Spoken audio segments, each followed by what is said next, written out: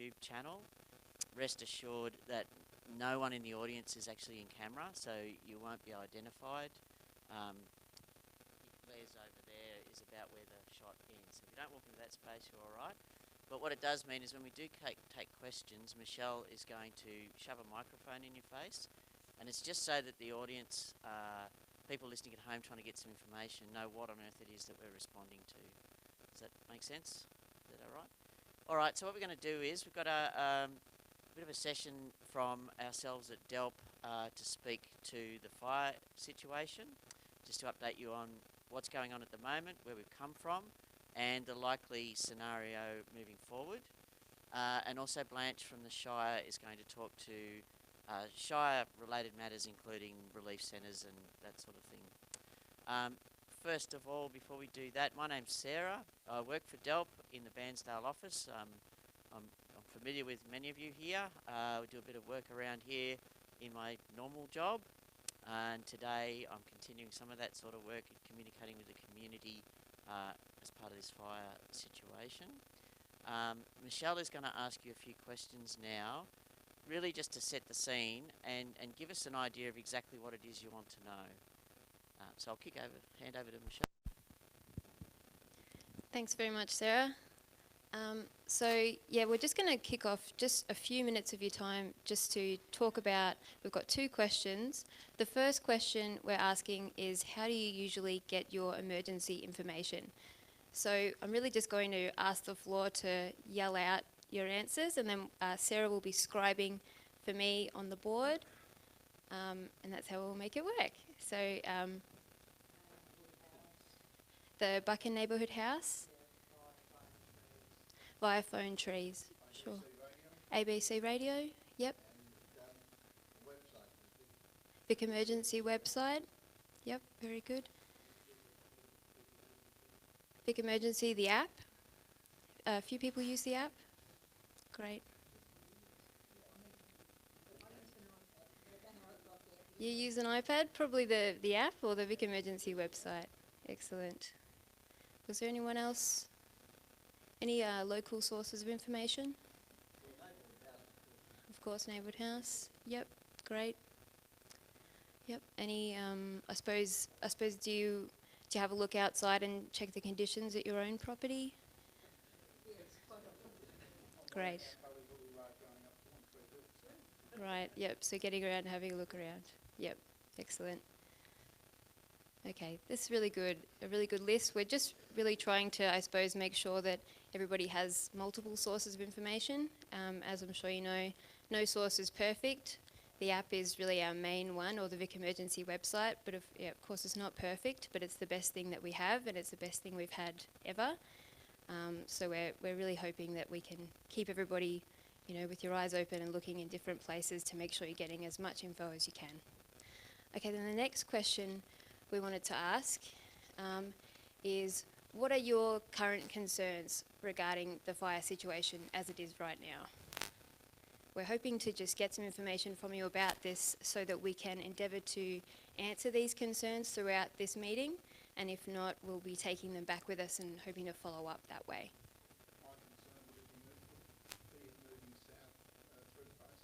Moving south through the basin? Yep.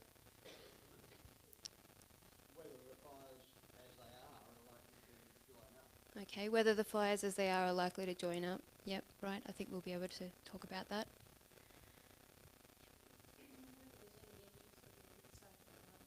Whether any edges are safer than others.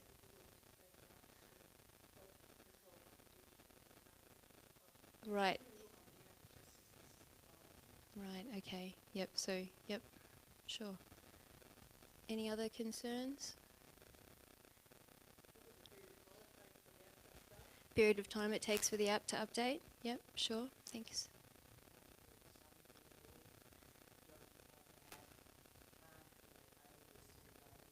Sure. So some people don't have access to the app or can't make the app work or don't have ABC radio coverage where they live? Yep. Right. Right, so sort of varied accessibility.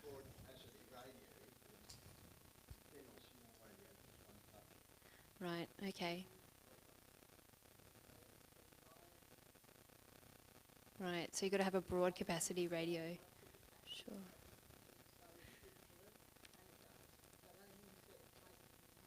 Right, great, thank you. Just up the back, there was one.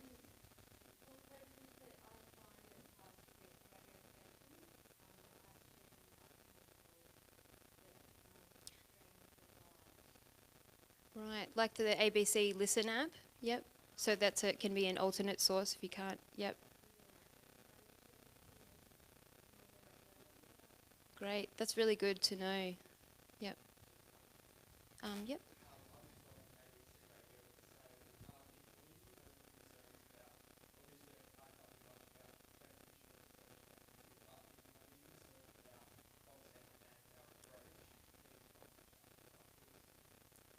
Great.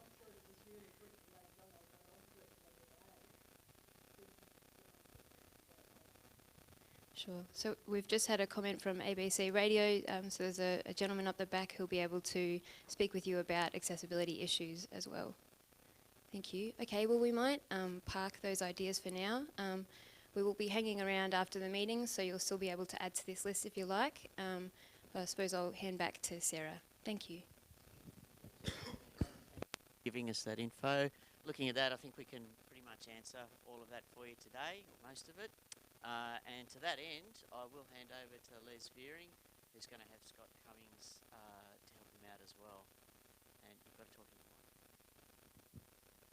Thanks, Sarah. Most of you probably know Scott anyhow. He's probably well known to everybody in here. So I might just touch on quickly the fire over the NSAY. That's the one I've been looking after. I've been at Swiss Creek as the incident controller up there for the last few days. So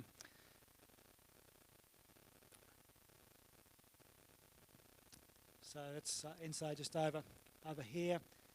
This is our fire here, and you're probably aware that I think you had some members coming in here a couple of days ago, running in from there. So the fire itself was, we were sort of monitoring what it was doing. So the fire itself was never going to get to Buchan the other day because of the way the winds were going to change and bring it back. But the winds were so strong up high, it was actually picking up embers and transporting them down into Buchan, even though the embers were never going to take. It was quite frightening when that actually happens. We know that, but most people don't know that. So it's actually can be quite frightening. So the lady asked before about which areas of fire we're focusing our efforts on. So we've got two fires here that will actually make them join. That's the one at Mount Elizabeth, for those who know that area. And this is the sort of NSAY one, and that's some of the spots from the other day that developed quite large and quite quickly, but we knew the wind was going to change and take it back the other way, which it actually did. So we will actually join those two fires up deliberately. So we will actually focus on this southern and eastern part of the fire as our priority, because in the past that's always been our big blow-up days when they come with those strong northwesterly winds. So that's what we all focus on. But we saw last week how we had fires run with southeasterly winds, which I've been around for a long time and I haven't seen that happen like that much before. We had one last year north of Erica, in that area there. They did a run with an easterly wind, but I think it's, people keep talking about climate change and I'm a bit of a sceptic, but I'm getting to stage now where I'm thinking there's definitely something going on. We're seeing in that area there we had some really big messmate trees that were 40 metres or so tall, and quite large trees that actually have died just from drought stress.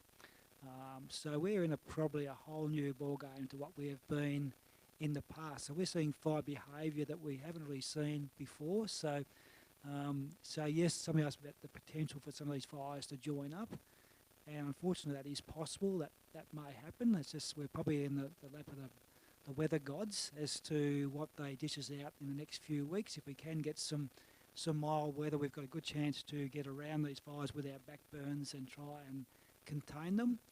And if we just seem to have these little mini spike days, which in the past weren't much of an issue for us, we could ride those sort of days okay. But days like Friday, where it wasn't really a severe day, but we saw quite severe fire behaviour and the fires running long distances on those days, which really is very challenging for us to try and manage it. So if we get some good weather, we've got a good chance of holding that fire. If we don't get that, if we get some more days like we had a couple of Thursdays ago, we're in for a really tough battle. And yes, there's a lot of potential for some of these fires to join up and potentially burn for some period of time.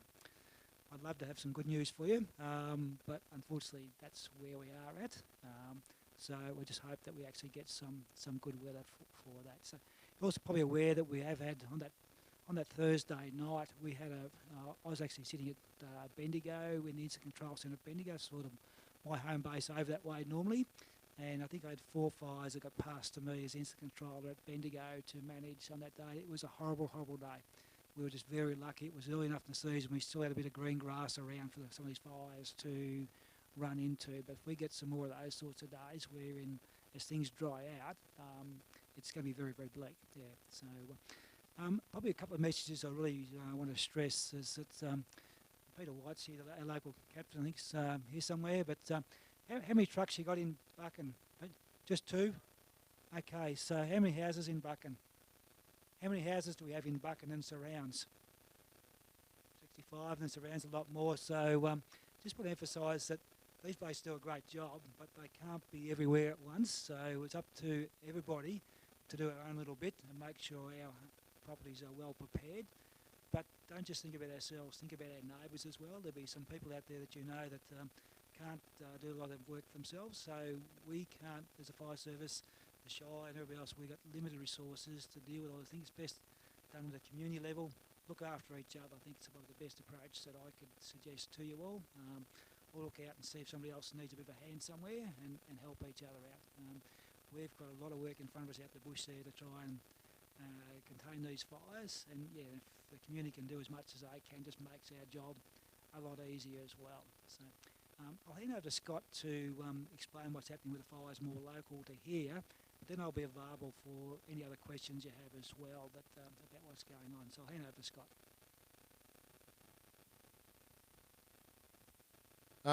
As we know, a couple of weeks ago on that Thursday, it was a pretty horrible sort of day. 40 odd degrees, strong winds, I think up to 100 k's in Bairnsdale sort of thing. So it was all a pretty nervous day for us. Band of lightning came through on the Thursday night. We got our first report of a fire up Nunnett Way. So we had crews respond up there to that.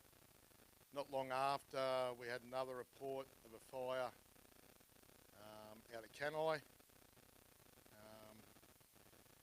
When we were looking for that fire out there, we've come across another one out there. So the original one that we went looking for, we couldn't find that night. But we dealt with the fire out there, couldn't find the fire up Nunnett Way that night either. So we dealt with one that night. The problem was a bit that day as well, as you know, that we had that smoke haze come down from New South Wales. So the towers were struggling to spot fires, and that same day we had the Little Dick fire start as well. So Wally Sadie on Mount Now couldn't even see that Little Dick fire. He'd normally have a good look in at that, but just with that smoke haze, he couldn't even see across to Bruthen. So that Little Dick fire that night took up a lot of resources. The crews did night shift out there. So naturally when they do a night shift, they're not fit for fire the next day. The following morning was even more smoke haze about, so the towers were struggling to see anything. But that's when the phone started ringing pretty hot at now, just with different people locating fires. So we had a few fires located in the Tostaree country and one down the morass there. We had some fires located in Galanapy area. And when we had crews going to the Little Dick fire for day shift out there, they've noticed a 6 Mile fire on the way out there that Wally couldn't see from the tower just with the heavy smoke. So we've had crews then go to that 6 Mile fire. We then had other crews going out to the Canai fire. And unfortunately, some of the other, we had to prioritise which fires we went to first. So we targeted some of the ones down to the south, around Princes Highways, around bigger town centres. We're just trying to prioritise. So for instance, we went around the one at Canai, did a quick break around it. knocked in a bit of timber. So we had a bit of a break, so about a 10-metre break, and then we tried moving on to Talakard. So for instance, the next day, we had a look at that next morning, all seemed good, and then kept going up to Talakard, but that got out again, so then you got to send crews back down there. We then prioritised our fires and we went to the Glenmore one up the Malik. So we're ticking off a few boxes, but unfortunately there's a few fires that we couldn't get to at that stage. So as you know, the Wtree Fire was one of those. There was 2 fires there originally, and then they joined up and they burned out to Wtree on the Monday night, I think it was it? Pretty hard then. So they were burning in a southeasterly direction, and as soon as it crossed Butcher's Creek, it had an uphill run with a southeasterly wind up its bum, and it ran hard. Between CFA and DELP and the landholders up there, they did a marvellous job that night in asset protection. So we're falling back into the asset protection mode, and they did a great job in saving what assets they could up there. So for us, the fire that I'm on at the moment, we're looking at sending crews today to do Rayco work. So that's on the northeastern side. So we're looking at sending crews in today to Rayco from, I don't know if everyone knows, but Robbie Moon's paddock into the Snowy River. Challenging country, but that's part of the job for us. We'll get down into the steep rocky country, Raycos, chainsaws, no water, and just good dry blacking out. As we move around in an anti-clockwise direction, luckily the paddocks were green out there, so where it's run out into the pastured country, it stopped in its tracks there. So I've got all that around the end of the Glanapy Road, so that was similar all for that country in there. Where it crossed the Glanapy Road, we still need to do more blacking out works along there, but we have got it all tracked, so we're pretty comfortable with that there. And then moving down, we'll get to just north of New Guinea Road. So this is where our backburning will start from here. And there's a short section of backburn that will be required through there when the conditions are right. And then we had a fuel reduction burn in this Glanapy Butcher's Creek, what we called.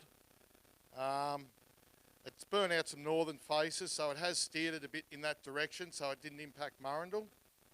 So that's one positive out of that. And it has channeled it more towards the Basin Way and the Snow River. So when we tie that back into Talakard Road at the moment, crews are up there preparing Talakard Road to burn off. We're then burning off all the private interface from the Basin across to Jackson's Crossing Track, and then we're going to light into Jackson's Crossing Track. With our burning out up there, so what we intend on doing is all the high points. We'll have aircraft as the fuel becomes available, and the aircraft will start putting incendiaries in on the northern aspects. And as the fuel becomes more available in some of the other aspects, we'll start taking them out. So it's just a matter of now for a good drying process. And when the fuels become available, look, there might be a little bit more rain tomorrow, so it mightn't start till Wednesday or so, Wednesday, Thursday. But the first opportunity for that's when we'll start putting fire into it. Has anyone got any questions about the fire out there, Wtree Fire?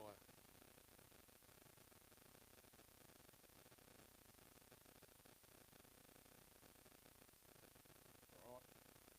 If there's any questions after, just sing out, yeah.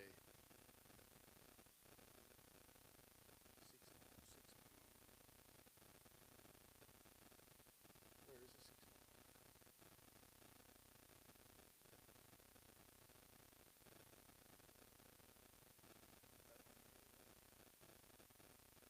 the 6 mile? The 6 Mile Fire, so yeah, once again, so that was one of the crews went to that first day. So we had some troubles out there. So we're really focusing on this southern section because it was one of the last things we wanted, jumping the Princess Highway and making a run towards Lakes Entrance. So we're really trying to steer this fire. So we had this southern boundary pretty secure. We then, started back burning along Dead Horse Creek Road to try tie it in there.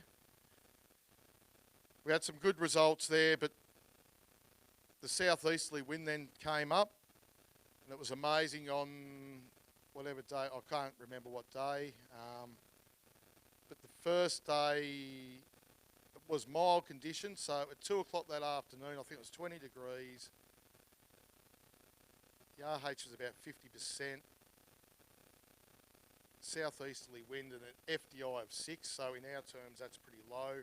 FDI is always a hard one to work on because it doesn't capture all things. But so with the southeasterly wind that day, mild day, it was spotting 2 kilometres. It was southeasterly. A couple of days later with the southeasterly, it was spotting 7 to 8 kilometres. So and that was on a Friday, I think it was that day it made the run. So that was the day then it made a run across the Great Alpine Road and kept making a run up towards the playgrounds. We had spot fires that went all the way to the Red Knob. They're going well with this fire in the western, southern sides. On the eastern side, they're going pretty well. Where they're struggling a little bit is on this northern side. They're still doing good work up there. But I think they're pretty confident with that, Les, aren't they? Yeah.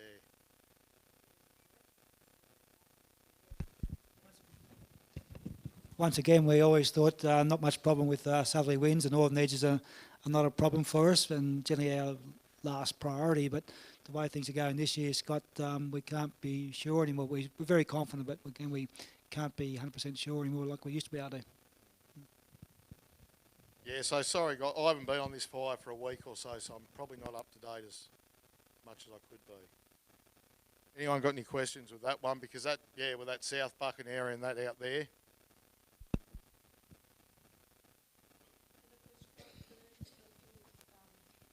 For the prescribed burns that were done during the winter along the main road, were they helpful in pulling it up a bit on that southern edge?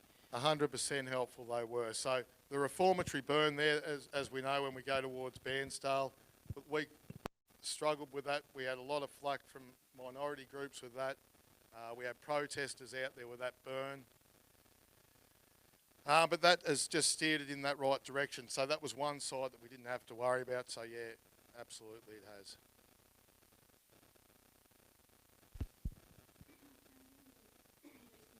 Snowy, where the fires crossed into the Snowy River National Park. Is anything able to be done about that, or is it going to be let run for a while? So with that over the other side of the Snowy River, so they're working in with our planned burning as well. So they are going to burn the southern and eastern side. They're still monitoring this side over the northern side, just so it's so challenging up there. They've got one track that they potentially could work on. Steep, rugged, remote.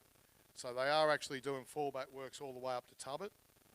So they've got one line in just above it, but they're predominantly looking at the Tubbut end of the world. So, but for us there, we'll concentrate on our side of the river, putting it out there. We'll put fallback breaks in further to the north. So if it does keep running up to the north and gets back over the river, we're prepared to get on it straight away.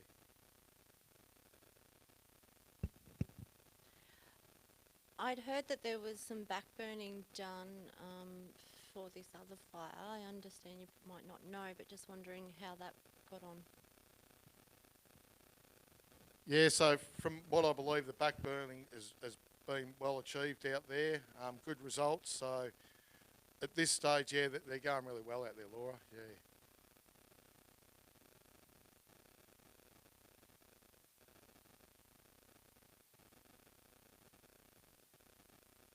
Thanks, Scott. There's plenty of time for more questions after, but we'll hear from Blanche from the Shire. Thanks, Blanche. Okay, thanks, Sarah. Well, I'm here on behalf of East Gippsland Shire, and I guess the first thing I really want to do is congratulate you all for the support that you're giving one another. I think even as recently as Friday, that community phone tree worked a treat. So congratulations, because you are supporting one another. I guess the other thing I need to do is acknowledge and thank Forest Fire Management Victoria and our CFA volunteer crews who are working so hard on these fire lines. And I guess I just wanted to say that in the last week to 10 days, I've witnessed outstanding cooperation between all the agencies across East Gippsland. And I think you as a community can be comforted and reassured that they are working really hard to keep you guys safe. From a relief centre perspective, first of all, probably I'll let you know that this rec reserve will now be open continually through summer. So this will be an assembly area. Now, if for the inevitable reason that a relief centre needs to be open and the Shire is asked by the incident controller, well then we would set up the relief centre here. But in the meantime, if you're feeling a bit uncomfortable sitting at home, this centre will be open 24/7. So is there any questions? No? Well, you've made it easy for me. Quick question about registration coming and going. Yeah. A quick question about registration coming and Yep. going. We've actually this year, this is a new trial. We've created an information form. So if you're going to leave home for the day, there'll be forms at the Buchan Neighbourhood House, and you just fill it out. It's a pretty streamlined little form, just your name, address, and where you're going to be relocating to, just so that emergency services know that you're not going to be home for the day or for how long you're going to be away. So Buchan Neighbourhood House. Is there anywhere else, Evelyn? The bush nurses, they've got it? Yeah, so if the neighbourhood house is closed, you can access the forms outside the house. So, and it just gives us, emergency services will then know whether you're home or not. Yeah. Nothing else? Are we taking phone calls with that regard if someone's driving away and not calling into the neighbourhood house? Can we take it over the phone? Yes. The lady was just asking if we could take the information over the phone, and the answer was yes. So the information can be taken over the phone and someone can be scribing it onto the information form. So, and then that'll be recorded on. We have a software package at the council called CrisisWorks, and that'll be recorded on that so that there will be a tracking mechanism. Nothing else? Okay, thank you.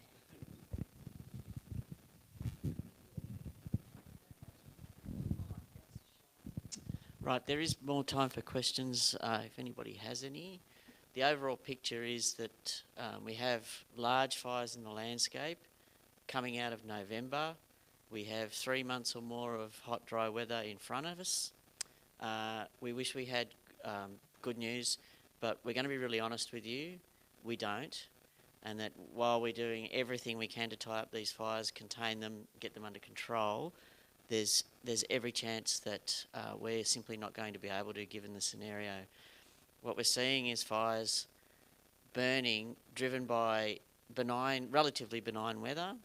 We have, for instance, and this strikes me pretty hard, that this fire up at Wtree is half the size of last season's Timbara fire, and we haven't had the big blow-up days that drove that fire. We have the summer in front of us. There's every chance that if it's not these ones, it's going to be something else, and the whole thing is being driven by drought. Forest fuels are incredibly dry, and as we've said and others have said, everything in the forest is available to burn. That's just the reality. So it's kind of easier for me that I go home to Bairnsdale. I know you people are facing it every day, but it is the reality. So what we can stress is, please look to your own planning, look to your neighbours and your community. Oh, yeah. Just looking at after the fires, sort of March, April, we hope. Is there any plans in force at the moment to allow follow-up help for the people that have been affected and those from around them?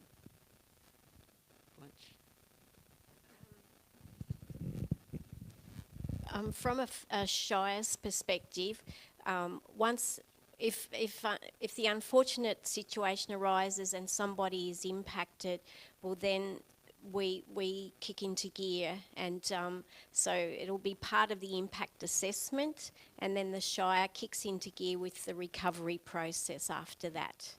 Who is doing the follow-up work? Is there decided as to which?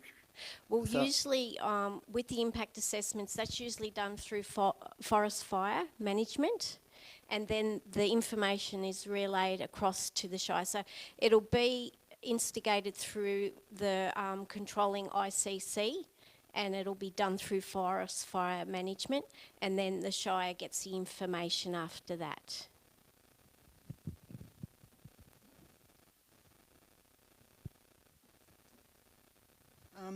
Sarah, the other day when well, I guess this is yours to answer, but anyone else can. When the road was closed from the Red Knob to Bruthen, and then from South Buchan turn-off down to Nowanower, it was a little bit confusing for people who were down there ringing us up to say, how can we get home? And do you know if the road's closed or not? And we were at the neighbourhood house doing the phone trees, and we didn't know. We couldn't answer that because we couldn't find the information. And also when the road was opened, we weren't, it was only that people came through and said, oh yes, they've just opened it, we got through. Is there any way that we can be given that information here through the police or whatever when the road's closed, rather than people have to rely on the Vic Roads emergency app? Yes, there's a couple of things to unpack there. Blanche, do you want to talk to access back to properties? It's actually probably almost a Vic poll, so I'll let Matt answer that one. Yeah, unfortunately with road closures, they get implemented very, very quickly. This is part of your local planning. You need to be prepared at any stage, whether it be fire, flood, storm damage, a road will be closed. Unfortunately, to get a road reopened, that's where it can take some time because we need to assess for dangerous trees. And one thing we are finding with the stress in the bush at the moment is the trees are now affected by drought, now affected by fire, and we've also had a little bit of water. So they're dropping left, right and centre. So when it comes to a road open, it's still going to be Vic Roads website. Vic Roads website is generally updated reasonably quickly because they're now embedded in with us in the incident control centres. So just be mindful, they will be closed time on and off. At any time you need to be prepared. So if you happen to go to Bairnsdale, take an overnight bag. It should be part of your plan to have an overnight bag just in case the road is closed to come back in.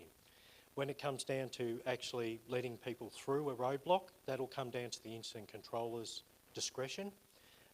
Sometimes we will allow for certain time frames and they're very hard to get out. They'll usually come out on one of the alerts to say that the road will be accessible with a convoy between these times. Those messages are fairly relevant and they will be issued well and truly before anything like that happens.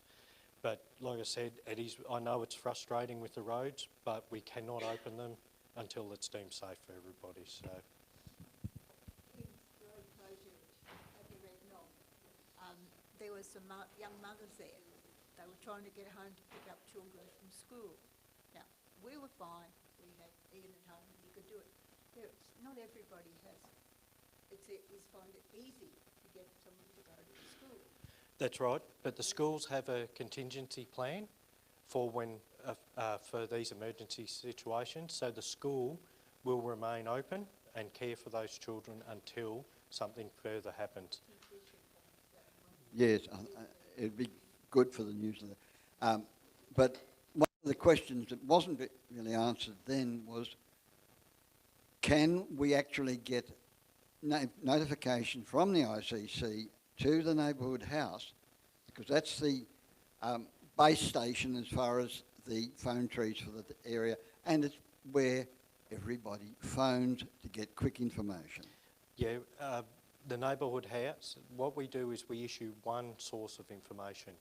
The reason being is that ICCs are extremely busy and it's very dynamic. We can't individually ring each location. So that's why it goes out in one message, so everybody's got access. If the neighbourhood house is manned, they will have access to the internet and up to date as it comes through. So if someone does get it, or if you're lucky enough the CFA are manning their stations, they may actually have more up to date information through radios. They may be able to relay that on, but as from a command structure, we issue one source of information for the whole community. So that way there's no mix-up and we don't end up with any slight changes in messaging. It has to come from the one source. Thanks, Matt. And Peter, you'd like to say a few words as well? Thank you, Sarah. Thanks, Sarah. Won't hold you too long, guys. We've all done this before. So just wanted to say at the moment, you've got time now to prepare your properties, as we've got some good weather at the moment. So anyone who hasn't done any pre-preparation, slashing or mowing their grass, I would suggest do it this week. The other quick one I'll touch on is safety gear. If you're going to stay and defend, some of the safety gear you'll need, and I'll just hold it up quickly, if we can there, Les, thanks. This is what we wear. I know it looks hot and everything, but falling embers and everything will keep you safe. So pants, even good cotton pants and a good cotton or wool top will keep you safe. Also, good leather gloves, a smoke mask and goggles, and then you've got a nice helmet as well. So if you've got just a normal work helmet, like a safety helmet for work, or get yourself one from the safety wear shop, they're only like $10, so well invested in those.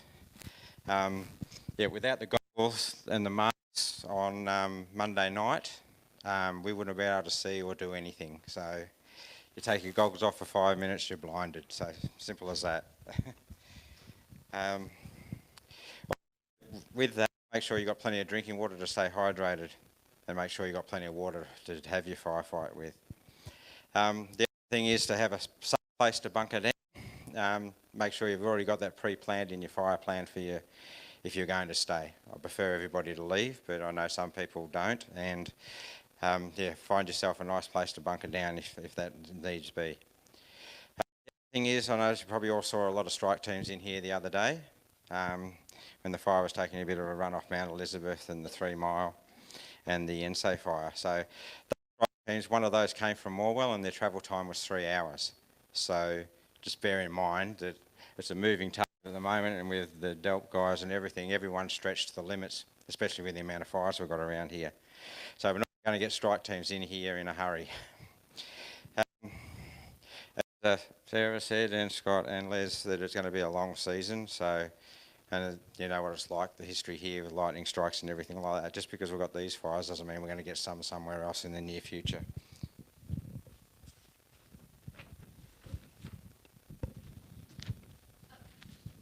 Sorry, yeah, Thursday night with the lightning strikes was a really dynamic night with just the amount of fires that started, and we were all out chasing them all night, Scott, weren't we? So, Friday night was a bad night, as Les and Scott said. You know, it was very difficult. But DELP, the Parks guys and the CFA have worked really good together. And so we had a really good outcome on that Friday night with all the assets saved and everything.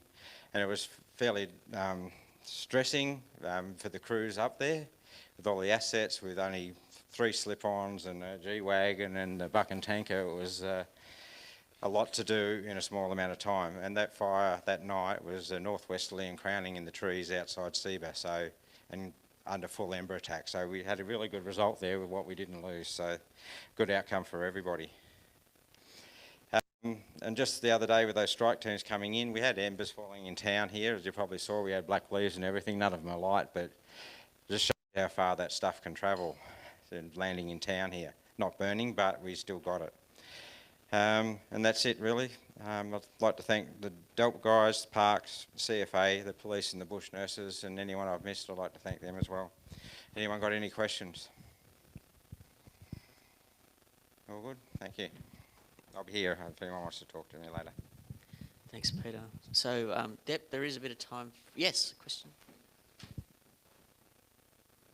I just wanted to add to what Pete and Matt said. If you're travelling around, especially for a few of us that cart kids around with us too, and you know you're going to be out on the road for a while with hot summer coming, good idea to have a little bit of a pack in your car. I know if some organisations are putting that out, that they have, if you're travelling as part of your work, you've got to actually have a fire kit in your car. But it's a good idea just for us to have plenty of water and some foodstuffs, etc. Just shoved under a seat or wherever in your car if you're going to be around. Because as Matt said, if you get stuck in Bairnsdale and you've got 3 or 4 kids in the car, handy to have some tucker there. Thank you. Yeah, so there is time for questions, but I'll just return to what you told us you wanted to hear about earlier. Where do you get your information? Buchan Neighbourhood House, the phone tree, the Vic Emergency app, and just keeping that situational awareness up. And I think I missed ABC Radio there, not a very good scribe. And I hear the frustration around how do you find out about roads closing, and we often hear, how do you know you're going to get back in and all of that. And really the underlying message, there's 2 underlying messages to that. One is, that's the reality. It's not perfect, and that your personal fire planning, emergency planning, needs to incorporate that reality. That's how it is. But having this range of sources of information is really one of your insurance mechanisms. So relying on one, especially when you have particular issues with one source, you've got to include, right, how else am I going to know? Finding those other sources of information. And the other thing is that this is an emergency situation. These things happen really fast, and people are tagged to particular roles, and I can tell you they're heads down, bum up for really long hours, and so occasionally things might slip and communication doesn't quite happen and roads aren't opened or the messages don't get through as timely as we'd like. That's the reality of the situation as well. I can promise you that we're doing our level best. And as to the questions or the things you wanted to hear about today, you wanted to hear about the fire moving through the South Bay. Oh, apologies. Yeah. I just wonder, are we getting the CFA liaison officers this year like we had last year? Yes. There was one here yesterday hanging around in town. We had a couple the other day that went around town and then headed to Buchan South. Myself and another CFA gentleman went up to Wtree. So if you haven't seen them yet, I can promise you we've been here and we'll keep coming back. I promise you. Yeah. And I can also say, sorry, I'll get to this question up here in 1 second. I can also say that people tasked with those liaison roles are there to tell the community about what's going on. But our crews and CFA volunteers, they're out in the field, they'll talk to you as well as they can, and they're excellent sources of information, and they do a fantastic job of that.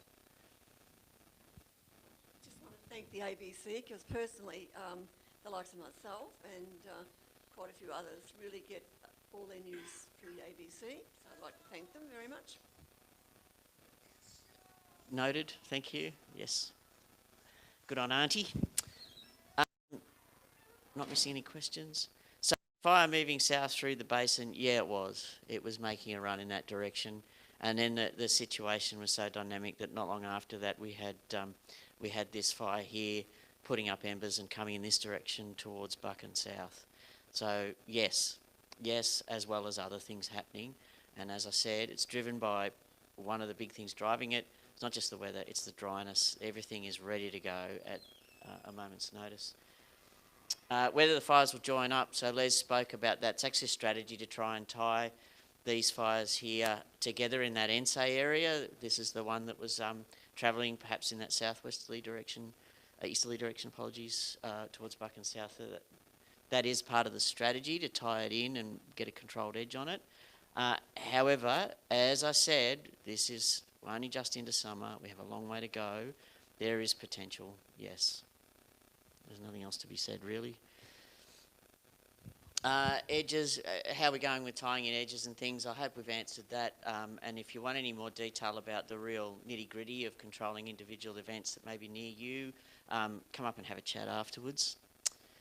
The time taken for the app to update, as Michelle said, the app is not perfect. The way the app works is that people like Scott in the field and the crew, the people in the air in the aircraft, they observe, and the guys and the people in the towers, they take observations of what's going on in the field, and when they can, they radio that information straight into the Instant Control Centre. Our desk is just across the hall from that. We get told what's going on, and we put the message out. We have to clarify things, we have to double check things, but if there's any delays in it, it's in those steps, and I'm not really sure how we could do it any quicker, to be honest. It's not perfect, but as Michelle quite rightly said, it's the best system we've actually ever had. Agreed, very much so. But one of the things that the app doesn't seem to be able to put in is wind direction and speed. Without the looking at the weather maps, they don't give wind directions anymore either, which makes it very difficult. Yeah, there is a website on the bottom, and I can show you that later. There's Met-Eye, if you're familiar with it, but there is that information. Yes, I see you. I guess the Vic Emergency app is for one thing, and we just don't want to clutter it with too many things. When I was trying to track the fire and what was happening the other day, and I noticed that the wind directions being given on the Bureau site was actually showing the opposite then to the way the fire was moving. So whether that was due to what the fire was doing, or whether they seem to be totally at odds to each other. Yeah, and we've seen some funny things, and up in the mountains here, they have a number of automatic weather stations they model off, and there's not too many up this way. We've got one of Gallanaby and Omeo and Bairnsdale, all bossed, and they sort of model between those. So up in these valleys, we can get some quite strange things. If you have a look at my vehicle out the front there, if people come in, you might have noticed a bit of blue ribbon on my radio aerial. That sits there most of the time. That's my windsock, and that's what I look for to see which way the wind's blowing. So even if you had the app, it's probably only an estimate based on those other outlying automatic weather stations. So the best thing to do is make yourself a little windsock and have a look outside, and like I do, just a bit of ribbon, and look at that. That's the best observations you can get for sure. Thanks, Les. Yeah, and I'll return to that same message, really. Lack of access to the app. I don't know your individual situations, but I know that in these communities that this is a real problem. We're in regional Australia, we're not in the city, and there are gaps in all these systems. This is the reality of living here, and it's a reality of the fire situation we're in, that this needs to be incorporated into your personal planning. I don't really have anything else that we can say about that at this point. Are there any other questions, comments? I see you behind you. I've got a comment, and that would be that unfortunately when we get a bunch of people coming in, we really want to see those CFA trucks, etc., but they all bring mobile phones, all that sort of thing, and that really slows our access to a lot of that stuff, and the traffic on the repeater means that everybody's apps and everything like that get much, much slower. So people need to also know that if we have a heap of people arriving in town and it's a busy day and they haven't had time to put in a new strengthening repeater thing, then it can mean that you're maybe not going to have that service at all. Yep. Thank you. It's tourist season coming up, and my concern is what happens with tourists, what's in place for them. Yeah, we do it. We're very aware of that, and we are a part of this community, and we're pretty committed to making sure the message that Gippsland's open for business is out there. We try to be as specific as possible with our messaging around where the fire impacts are and where they are not. it's a bit of a challenge and it's a bit of a balance because our eye is always on the emergency first and foremost. And I don't know if Les wants to add anything. It's certainly something that we're continually mindful of and try to mitigate wherever possible. And we also have relationships with the regional tourism body, Destination Gippsland, thank you, Michelle, to try and get on the front foot with that stuff. It's one of these things that, yeah, we all do our best. We're very mindful of that.